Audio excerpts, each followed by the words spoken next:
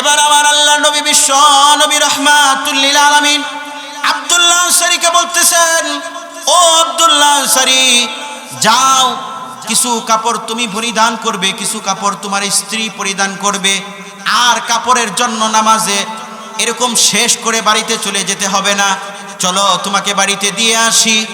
আল্লাহ নবী বিশ্ব নবী রাহমাতুল লিল আলামিন যখন হযরতে আব্দুল্লাহ আনসারীকে পুনরায় বাড়িতে দেওয়ার জন্য যাচ্ছেন, একজন নবীজি, কত বড় জালিলুল কদর আল্লাহর হাবিব প্রিয় নবীজি সামান্য গরিব সাহাবীকে বাড়িতে নিয়ে যাওয়ার জন্য আগিয়ে দিয়ে আসছেন। যখন আব্দুল্লাহ আনসারীকে হাতে ধরে সাহাবায়ে কেরামদেরকে নিয়ে যখন আব্দুল্লাহ আনসারীর বাড়ির দিকে যাচ্ছেন, পথিমধ্যে বাড়ির কাছাকাছি যখন হয়েছেন, এমন সময় দেখেন বাড়ির সামনে দুইটা খেজুর গাছ, আর ওই খেজুর গাছের ঢালগুলো এরকম ভাবে ঝুলে আছে, সেখানে খেজুরগুলো এরকম ভাবে ঝুলে আসছে, আর ওই খেজুর গাছের সাথে দুইজন ছোট্ট ছোট্ট বালক, নাবালেগ বালক, সুন্দর চেহারা এমন বালক দুইটাকে এরকম ভাবে বেঁধে রাখছে। আল্লাহর নবী বিশ্ব নবী রাহমাতুল লিল আলামিন বলেন, কে গো, এই দুইটা বাচ্চা বালক কার? এত ফুটফুটে সুন্দর নাবালেগ বাচ্চাগুলো কার? এরকম ভাবে গাছের সাথে বেঁধে রেখেছ? হযরত আব্দুল্লাহ আনসারী রাদিয়াল্লাহু তাআলা আনহু চোখের দুটা পানি ছেড়ে দিয়ে বলেন, ওগো নবীজি, এই বাচ্চাগুলো অন্য কারো নয়, এই বাচ্চাগুলো আমার, আমি আমার বাচ্চাগুলোকে বেঁধে রেখেছি।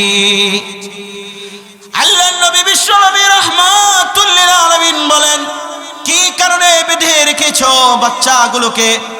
সাহাবী আব্দুল্লাহ আনসারী জবাব দেয়, ওগো নবীজি, তাকায়া দেখেন আমার ঘরের সামনে দুইটা খেজুর গাছ, এই দুইটা খেজুর গাছ থেকে যখন খেজুর আসতো, আর আমার বাচ্চারা, আমি তো গরিব গরিব সাহাবী, আমার ঘরে খাবার থাকতো না, কখনো আমরা না খেয়ে থাকতাম, বাচ্চাগুলো ক্ষুধার যন্ত্রণায় কান্না শুরু করত।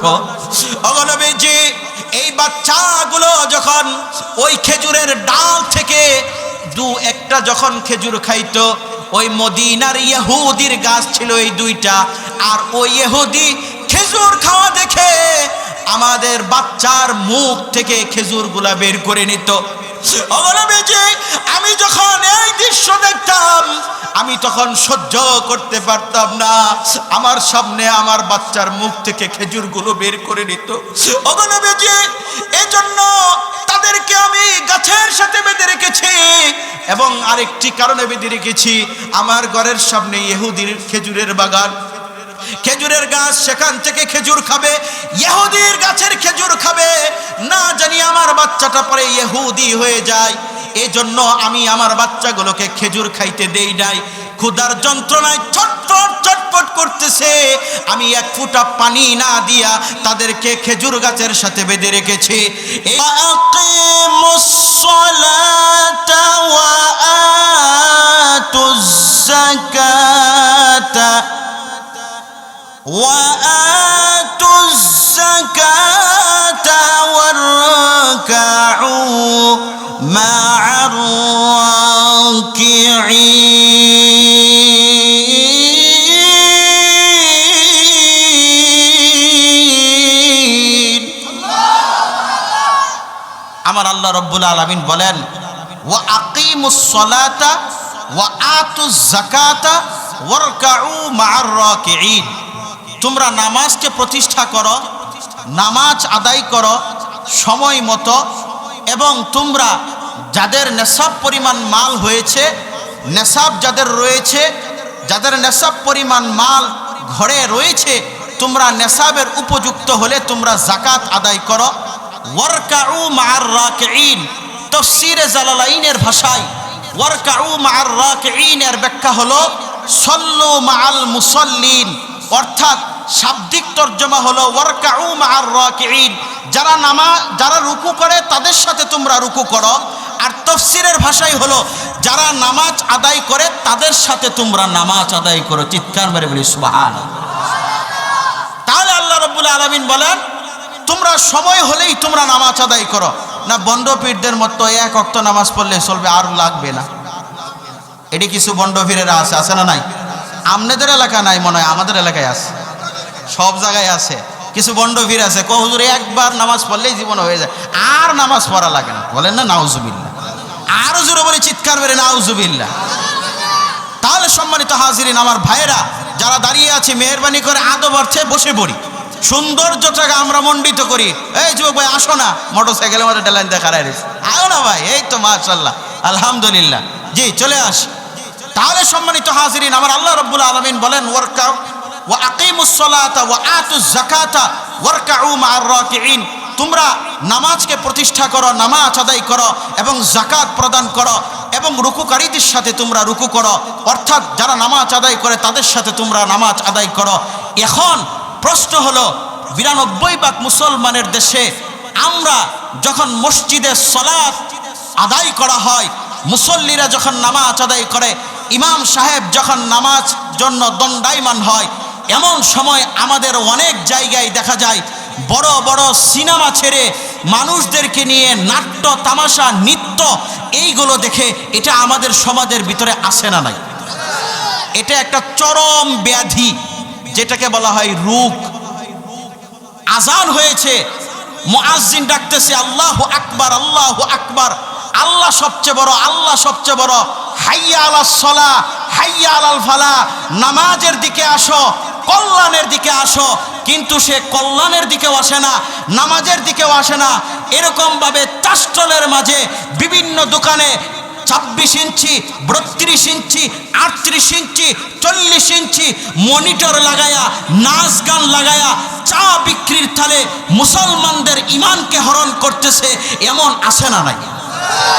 আমরাও বলে দিতে চাই, ও ভাই, ও ভাই, তোমার পায়ে ধরে বলে দিতে চাই, আল্লাহর যে আকবরিয়ত ফরজ, এই বিধানকে পরিত্যাগ করে তুমি যেইভাবে নাট্য তামাশা সিনেমার দিকে মগ্ন হয়েছ, তোমার ইমানকে হরণ করতেছ। কিয়ামতের ওই কঠিন ময়দানে আল্লাহর কাঠগড়ায় তোমাকে দাঁড়াইতে হবে। চিৎকার মেরে বলুন ঠিক কিনা? সম্মানিত হাজিরিন, এটা আমাদের দেশের কালচারকে পাল্টাইতে হবে।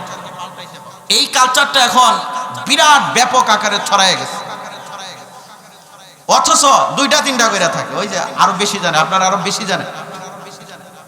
অথচ নামাজের যে গুরুত্ব, নামাজের যে ইহতিমাম, নামাজের যে তাকিদ, এটা রাসূলুল্লাহ সাল্লাল্লাহু আলাইহি ওয়াসাল্লাম করেছেন। কথা বলুন ঠিক কিনা? আম্বিয়ায়ে কেরাম করেছেন। কথা বলুন ঠিক কিনা? সাহাবীরা করেছেন, তাবিঈ করেছেন, তাবে তাবিঈ করেছেন, খোলাফায়ে রাশিদিন করেছেন, আইম্মায়ে মুজতাহিদিন করেছেন, উলামায়ে কেরামগণ করেছেন, এমনকি পীর কুতুব আউলিয়া বুজুর্গানে দিনেরা করেছেন। কিন্তু আমরা আজকে সেই নামাজ থেকে গাফেল হওয়ার কারণে, উদাসীন হওয়ার কারণে আজকে মুসলমান প্রতিটা সেক্টরে, প্রতিটা জায়গায় অপমান, অপদস্থ, লাঞ্ছিত হচ্ছে।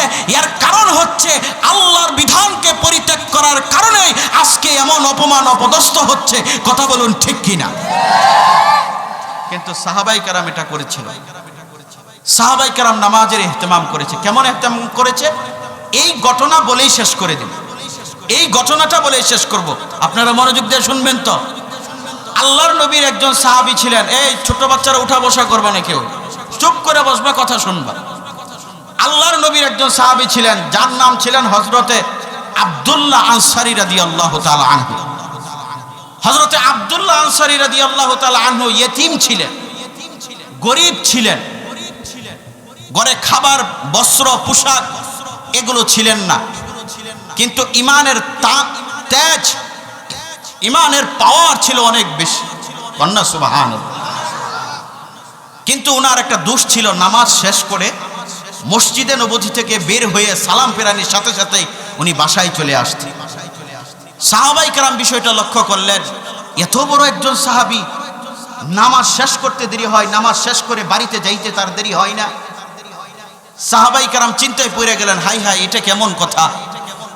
নামাজ শেষ হওয়ার পরে সাহাবায়ে কেরাম নবীজির সামনে বসে নবীজির হীরার চেয়েও দামি যে সমস্ত কথাবার্তা, এই কথাবার্তাগুলো সাহাবায়ে কেরাম শুনেন।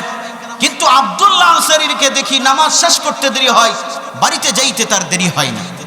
সাহাবায়ে কেরামের চোখের ভিতরে এটা পড়ে গেল। সাহাবায়ে কেরাম নবীজির কাছে সালিশ জানাইলেন। কি সালিশ? আল্লাহর নবীর কাছে গিয়া বলতেছে, ইয়া রাসূলুল্লাহ, ইয়া হাবিবাল্লাহ, ওগো আল্লাহর নবীজি, আপনার কলিজার টুকরা সাহাবী হযরতে আব্দুল্লাহ আনসারীকে আমরা দেখতে পেলাম মসজিদে নববীতে যখন নামাজ আদায়ের জন্য আসতেন।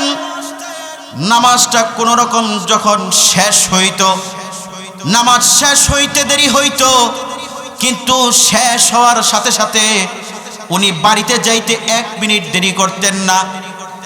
ওগো নবীজি, আপনার কাছে আমরা এর একটা সমাধান চাই। ওগো নবীজি, আপনি এটা সমাধান করে দিন, কেন আপনার সাহাবী নামাজ শেষ করেই বাড়িতে চলে যায়? আমরা তো আপনার দামি কথাগুলো নামাজের পরে শুনি, আমরা আপনার সাথে অনেক পরামর্শ করি, কিন্তু আপনার এই জালিলুল কদর সাহাবী কথাগুলো শুনে না, বাড়িতে চলে যায়। ওগো নবীজি, এটার একটা সমাধান আপনি করে দিন। এমন সময় আল্লাহর নবী বিশ্ব নবী রাহমাতুল লিল আলামিন সাহাবাদের একটা জামাত নিয়া, আবু বকর, উসমান, আলীদেরকে নিয়া আল্লাহর নবী বিশ্ব নবী রাহমাতুল লিল আলামিন হযরতে আব্দুল্লাহ আনসারীর বাড়ির সামনে গেলেন। আল্লাহর নবী বিশ্ব নবী রাহমাতুল লিল আলামিন হযরতে আব্দুল্লাহ আনসারীর বাড়ির সামনে গিয়া সাহাবায়ে কেরামদেরকে বললেন, ও আমার সাহাবারা, যাও তোমরা আব্দুল্লাহর বাড়ির সামনে যাও, ঘরের দরজার সামনে যায়া আমার সাহাবী হযরতে আব্দুল্লাহ আনসারীকে সালাম জানাও। আল্লাহর নবীর আদেশে সাহাবায়ে কেরাম আব্দুল্লাহ আনসারীর ঘরের সামনে গেলেন। দরজার সামনে গিয়ে আব্দুল্লাহ আনসারীকে সালাম দিতেছেন। যখন সালাম দেয়, আব্দুল্লাহ আনসারী ঘর থেকে সালামের জবাব দেয় না। 1 বার 2 বার 3 বার সালাম দিল, কিন্তু সালামের জবাব দেয় না। কিছুক্ষণ পরে সাহাবায়ে কেরাম আল্লাহর নবীর দরবারে আসলেন। ওগো নবীজি, আপনার কলিজার টুকরা সাহাবী হযরতে আব্দুল্লাহ আনসারী মনে হয় ঘরের ভিতরে নাই। ওগো নবীজি, মদিনা থেকে আপনি এসেছেন, মসজিদে নববী থেকে আপনি এসেছেন, আর আসার পরে আপনার সাহাবী হইয়া আমরা আব্দুল্লাহ আনসারীর ঘরের সামনে এসে তাকে সালাম দিলাম, কিন্তু সে সালামের জবাব দিল না। ওগো নবীজি, আমাদের মনে হলো আব্দুল্লাহ আনসারী মনে হয় ঘরের ভিতরে নাই, যদি ঘরের ভিতরে থাকতো তাহলে সালামের জবাব দিত। ওগো নবীজি, চলেন আমরা আবার মদিনার দিকে রওনা হয়ে যাই। এমন সময় যখন নবীজি সাহাবাদেরকে নিয়ে মদিনার দিকে আবার রওনা হয়ে যাবেন, মসজিদে নববীর দিকে চলে যাবেন, এমন সময় আব্দুল্লাহ আনসারী ঘর থেকে ডাক দিতেছেন, ওগো আমার সাহাবী ভাইরা, একটু দাঁড়ান, কেউ যায় না আপনারা। আল্লাহর নবীকে বললেন, ওগো নবীজি, একটু দাঁড়ান না। ওগো নবীজি, আপনি যায় না, একটু দাঁড়ান। গরিব সাহাবী হযরতে আব্দুল্লাহ আনসারী ঘর থেকে বের হয়ে আল্লাহর নবীর সামনে আসলেন। নবীর সামনে আয়েশা উপস্থিত হয়ে নবীকে বলতেছেন, ওগো নবীজি, মাফ চাই, বেয়াদবি মাফ করে দিবেন। ওগো আল্লাহর নবীজি, আমি ঘরের ভিতরে ছিলাম, কিন্তু আমি ঘরের ভিতরে একটা গুহার ভিতরে ছিলাম, গর্তের ভিতরে লুকানো ছিলাম, তখন ওখান থেকে সালামের জবাব দেওয়াটা ঠিক হবে না, আমি তখন উলঙ্গ অবস্থায় ছিলাম, এই জন্য আমি ওই গর্তের ভিতর থেকে সালাম দেই নাই। ওগো নবীজি, বেয়াদবি আপনি মাফ করে দেন। আপনি আমার ঘরের সামনে আসছেন, কি জন্য এসেছেন নবী গো, জানতে পারি? আল্লাহর নবী বিশ্ব নবী রাহমাতুল লিল আলামিন বলেন, ও আমার সাহাবী আব্দুল্লাহ, তোমার সম্পর্কে সাহাবায়ে কেরাম আমার কাছে নালিশ করেছেন। তুমি যখন নামাজ আদায় করো, নামাজ আদায় করতে দেরি হয়, কিন্তু মসজিদ থেকে বের হইতে তোমার দেরি হয় না কেন? যখন এই কথা বলেন, আব্দুল্লাহ আনসারী চোখের দুটো পানি ছেড়ে দিয়ে বলেন, ওগো নবীজি, কি জন্য আমি তাড়াতাড়ি নামাজ শেষ করে বাড়িতে চলে আসি, এর কারণটা হলো, ওগো নবীজি, আমার ঘরের মধ্যে একটা পোশাক এই পোশাকটা আমিও পরিধান করি, আমার স্ত্রীও পরিধান করে। নবীজি আমি যখন ওই পোশাকটা পরে মসজিদে নববীতে চলে যাই নামাজ আদায়ের জন্য, আর তখন আমার স্ত্রীটা উলঙ্গ হয়ে যায়। এজন্য আমি আমার ঘরের ভিতরে একটা গর্ত করে রেখেছি, সেখানে আমার স্ত্রীকে ওই গর্তের ভিতরে রেখে যাতে তার লজ্জাস্থানটা হেফাজত হয়, পর্দার যাতে কোনো রকম খেলাফ না হয়, ওই গুহার ভিতরে গর্তের ভিতরে রেখে আমি ওই পোশাকটা পরিধান করে নামাজের জন্য চলে যাই। আবার যখন নামাজ শেষ হয়ে যায় আমি দৌড়াইয়া চলে আসি। আমি চিন্তা করি যেই কাপড়টা পরিধান করে আমি এসেছি, আমি যদি তাড়াতাড়ি বাড়িতে না যাই, আমার স্ত্রীটা উলঙ্গ হয়ে আছেন, আর যদি সময়টা নষ্ট করে ফেলি তাহলে তো আমার স্ত্রীও নামাজটা আদায় করতে পারবে না। নবীজি এই জন্য সময়কে নষ্ট না করার জন্য এবং সঠিক মতো নামাজটা আদায় করার জন্য, এবং যেহেতু আমার স্ত্রীটা গর্তের ভিতরে উলঙ্গ, উনার লজ্জাস্থান হেফাজতের জন্য আমি দৌড়াইয়া তাড়াতাড়ি নামাজ শেষ করে বাড়িতে চলে আসতাম। আব্দুল্লাহ আনসারী আরো বলেন, নবীজি আমি যখন ঘরের ভিতরে চলে আসতাম, আসার পরে ওই জামাটা আমি আমার স্ত্রীকে দিয়ে দিতাম, আমি উলঙ্গ হয়ে যাইতাম এবং আমি উলঙ্গ অবস্থায় ওই গর্তের ভিতরে ঢুকে যেতাম আমার লজ্জাস্থানকে হেফাজত করার জন্য, আর ওই কাপড়টা আমার স্ত্রীকে দিয়ে দিতাম। ওই কাপড়টা আমার স্ত্রী পরিধান করে নামাজ আদায় করত। এই নামাজের ইহতিমামের জন্য, নামাজের গুরুত্বের জন্য আমি তাড়াতাড়ি মসজিদে নববী থেকে নামাজ শেষ করে বাড়িতে চলে আসতাম। আল্লাহর নবী বিশ্বনবী রাহমাতুল লিল আলামিন এই কাহিনী শুনে নবীজির চোখ দিয়া গড়গড় করে পানি সরে পড়া শুরু করে। আল্লাহর নবী বলেন, কে আসনি আমার সাহাবীদের মধ্যে এমন কে আসো জেনে একটা কাপড় আমার গরিব সাহাবী আব্দুল্লাহ আনসারীকে হাদিয়া দিতে পারবা? এই কাহিনী যখন এই কথা বলা শুরু করেন, সাহাবায়ে কেরামের মধ্যে কাপড় হাদিয়া দেওয়ার হিড়িক পড়ে যায়। একের পর এক কাপড় হাদিয়া দিতে থাকে, অনেকগুলো কাপড় হয়ে যায়। নবীজি এই কাপড়গুলো দেখে আব্দুল্লাহ আনসারীর সামনে যখন কাপড়গুলো রেখেছেন, এই কাপড়গুলো দেখে হযরতে নবীজি সাল্লাল্লাহু আলাইহি ওয়াসাল্লাম আনন্দ হয়ে যায়, খুশি হয়ে যায়। আল্লাহর নবী বিশ্বনবী রাহমাতুল লিল আলামিন বলেন, ও আমার সাহাবারা রে, যে জিনিস আজকে দেখলাম, একজন সাহাবী আর একজন সাহাবীর প্রতি দরদ, একজন সাহাবী আর একজন সাহাবীর প্রতি দরদ, এটা দেখে আমি নবীজির মনটা ভরে গেল। রে আমার সাহাবারা, যে আব্দুল্লাহ আনসারীর জন্য তোরা কাপড় হাদিয়া দিলি, আমি নবীজি তোদের জন্য আমি বিশেষভাবে দোয়া করে দিলাম।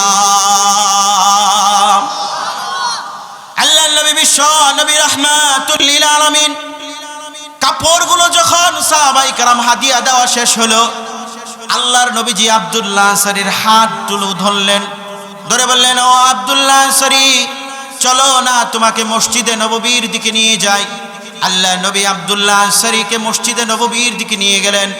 নিয়ে যাওয়ার পর আব্দুল্লাহ আনসারীকে নতুন কাপড়গুলো পরিধান করালেন। কি সুন্দর চেহারা, কি সুন্দর পোশাক, কি দারুণ চমৎকার লাগতেছে। নবীজির অন্তরটা প্রফুল্ল হয়ে যায়, আনন্দিত হয়ে যায়। আল্লাহর নবী বলেন, আমার গরিব সাহাবী আব্দুল্লাহ আনসারীকে দেখে আমার খুব আনন্দ হচ্ছে, খুব ভালো লাগতেছে। এবার আমার আল্লাহর নবী বিশ্ব নবী রাহমাতুল লিল আলামিন আব্দুল্লাহ আনসারীকে বলতেছেন, ও আব্দুল্লাহ আনসারী, যাও, কিছু কাপড় তুমি পরিধান করবে, কিছু কাপড় তোমার স্ত্রী পরিধান করবে, আর কাপড়ের জন্য নামাজে এরকম শেষ করে বাড়িতে চলে যেতে হবে না, চলো তোমাকে বাড়িতে দিয়ে আসি। আল্লাহ নবী বিশ্ব নবী রাহমাতুল লিল আলামিন যখন হযরতে আব্দুল্লাহ আনসারীকে পুনরায় বাড়িতে দেওয়ার জন্য যাচ্ছেন, একজন নবীজি, কত বড় জালিলুল কদর আল্লাহর হাবিব প্রিয় নবীজি, সামান্য গরিব সাহাবীকে বাড়িতে নিয়ে যাওয়ার জন্য আগিয়ে দিয়ে আসছেন। যখন আব্দুল্লাহ আনসারীকে হাতে ধরে সাহাবায়ে কেরামদেরকে নিয়ে যখন আব্দুল্লাহ আনসারীর বাড়ির দিকে যাচ্ছেন, পথিমধ্য বাড়ির কাছাকাছি যখন হয়েছেন, এমন সময় দেখেন বাড়ির সামনে দুইটা খেজুর গাছ, আর ওই খেজুর গাছের ঢালগুলো এরকম ভাবে ঝুলে আছে, সেখানে খেজুরগুলো এরকম ভাবে ঝুলে আসছে।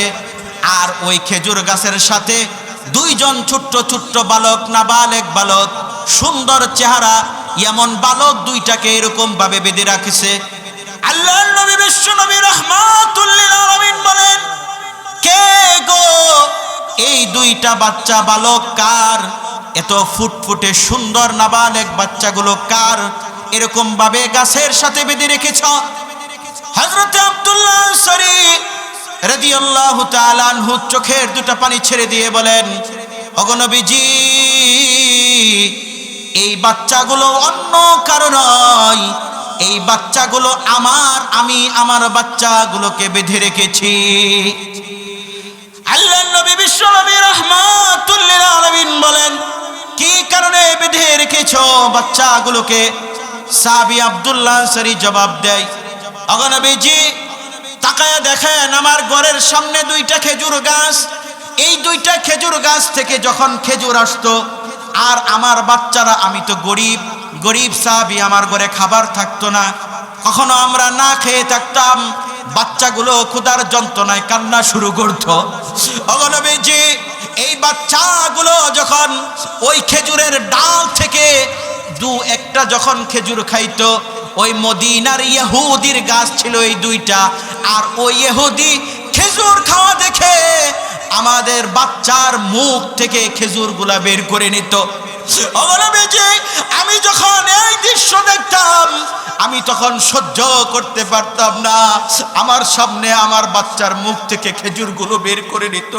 ওগো নবীজি, এজন্য তাদেরকে আমি গাছের সাথে বেঁধে রেখেছি, এবং আরেকটি কারণে বেঁধে রেখেছি, আমার ঘরের সামনে ইহুদির খেজুরের বাগান, খেজুরের গাছ, সেখান থেকে খেজুর খাবে, ইহুদির গাছের খেজুর খাবে, না জানি আমার বাচ্চাটা পরে ইহুদি হয়ে যায়, এজন্য আমি আমার বাচ্চাগুলোকে খেজুর খাইতে দেই নাই।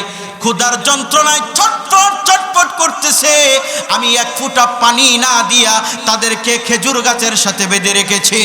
এই কাহিনী যখন নবীজির সামনে বর্ণনা করেন, আল্লাহর নবী বিশ্ব নবী রাহমাতুল লিল আলামিনের চোখ দিয়া গড়গড় করে পানি পড়া শুরু করে। আমার আল্লাহর নবী বলেন, হে আমার সাহাবারা, কে আছস?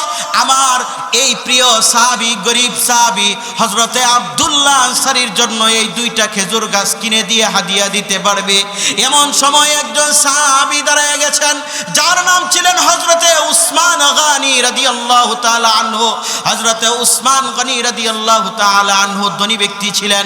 ধনী ব্যক্তি থাকলেও ওনার মন ছিল বড়, উনি সাহায্য সহযোগিতা দান করতেন বেশি, এজন্য বলা হয় ওয়া আসদাকাহুম হায়াআন উসমান। আল্লাহু আকবার।